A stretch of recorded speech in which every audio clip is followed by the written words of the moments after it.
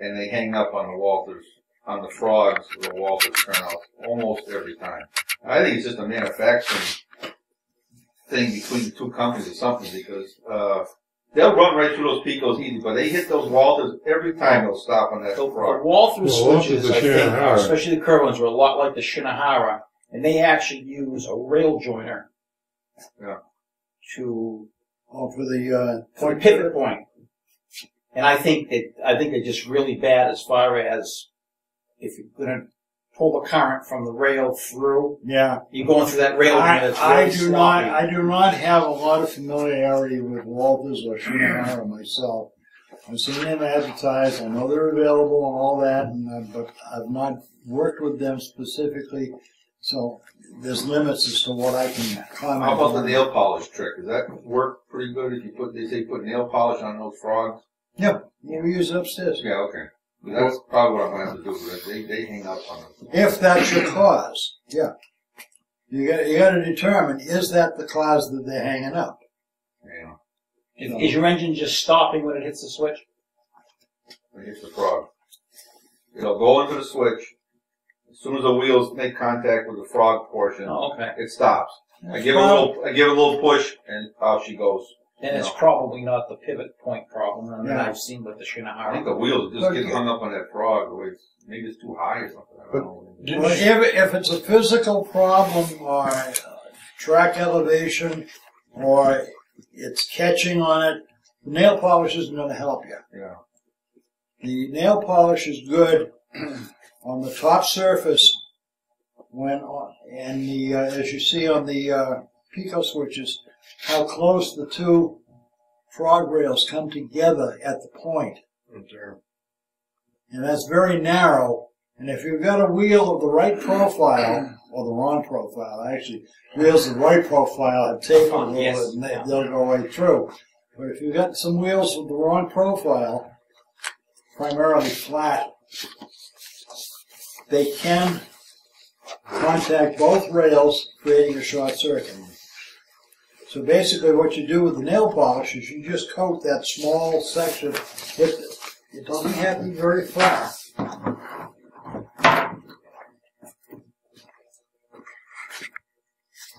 Typically what I do is probably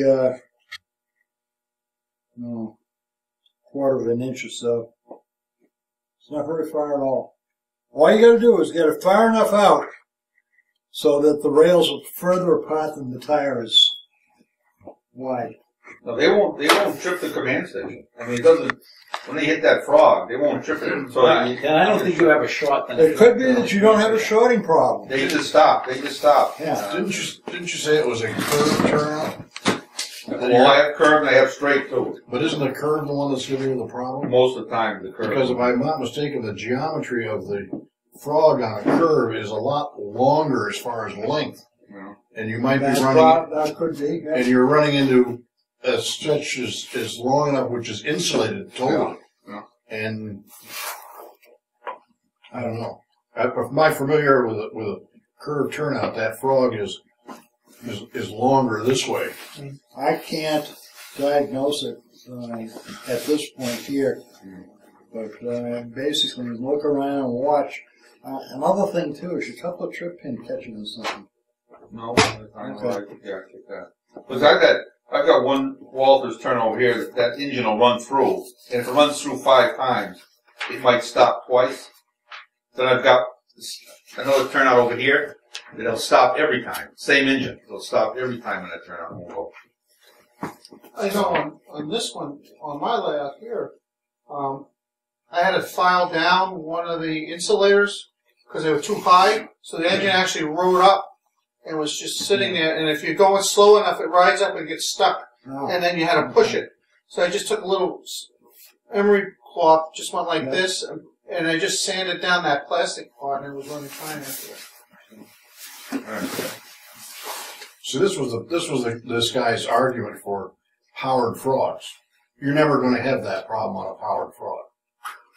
You're just not going to run. You're not going to run out of power. Yeah, you're never going to have an insulator. It's always going to be the right polarity for the direction the switch is set. But that means every time you switch a switch, you have to manually switch another switch to change the polarity of the frog. Or you have a switch machine where you use can your either- contacts to do that for you. It does it automatically. Yeah. That's the way, if you're using a switch machine on that switch, most of them have auxiliary contacts on them that you can use for this purpose, and it happens automatically when the switch points through.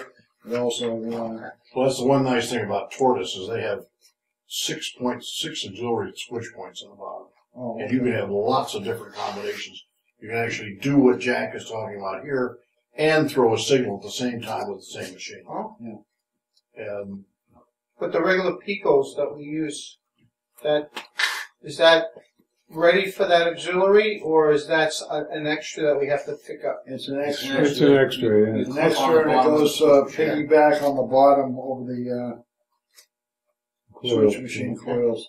I don't know about the new ones, but the older ones, that was only strong enough for a set of lights or something. yeah, It wasn't strong enough to run the rail. that's why I was going to Tortoise, because the clip on the bottom, the less expensive one, tended to be very unreliable. Sometimes you get the contact made, sometimes it wouldn't.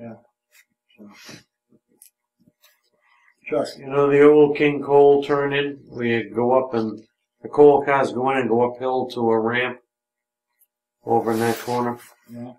That's very unreliable. How can we get away so that we're not using that power routing?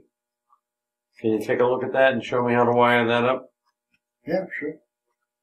Because I heard you say that there's a way to wire it so that you don't get that unreliable. Yeah, no, there shouldn't be anything up there that's depending upon the switch points of power. So it probably needs feeds, basically. More than likely, More that's than likely exactly what it needs is. feeds, yeah. If it's got to, I also have to check and make sure if it's got an Insulfrog switch at those locations, that's fine. All I got to do is add feeds.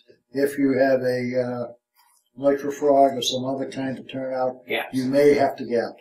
But you say if you're Electrofrogs, if you've got the diverging rail going to a dead end siding, you don't have to worry about wiring it per se.